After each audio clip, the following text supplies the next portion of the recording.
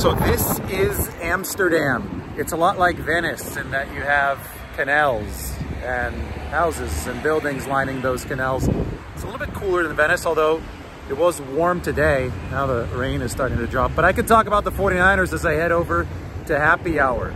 They've picked a linebacker, Tatum Bethune, who can hit.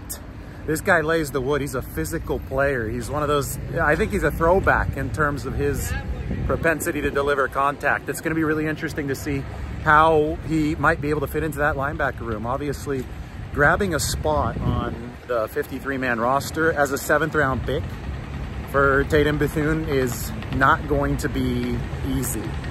Neither is crossing the street here in Amsterdam. I barely beat the red light here, but we made it. We made it in time.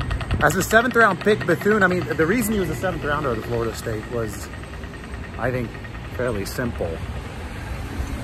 The guy is not overly fast. 4.7, 540, and I think his anticipatory speed is a lot faster than his straight line speed.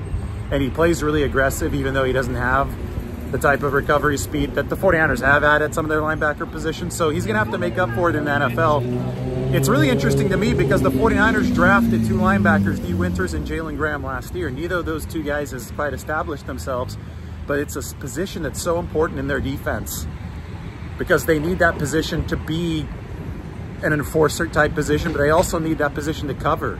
So you have so many players who have a background as a defensive back playing that linebacker position. And I mean, you go everywhere from Demetrius Flanagan-Fowles, who was a safety at Arizona, to Fred Warner, who obviously was playing that DB-like position with BYU.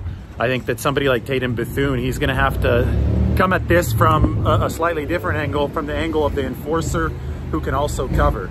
And he's going to have an immediate chance to compete with the guys the 49ers drafted late last year. It's not like D. Winters and Jalen Graham are completely locked in. They came in the late rounds for the 49ers last year, and it's going to be up to Tatum Bethune to rise up through the late rounds this year. Either way, I think it's a really, really strong linebacker room, even without Dre Greenlaw. I mean, it's a situation for the 49ers where if Greenlaw starts the season on PUP, by the way, like typical Amsterdam street, there's a canal over this way behind me, and there are a ton of bikes in the city. I'm going to show you guys some of the food. Hollandaise sauce, Holland. I think it came from here. I'll show you that in a little bit. But anyway, even if Dre Greenlaw unable to start the season for the 49ers, if he's on PUP, they've got Devondre Campbell in there to complement Warner, and then it's about who they fill into that number 3 role and beyond. I think Tatum Bethune, who could lay the wood, who could hit, I think he's somebody to watch.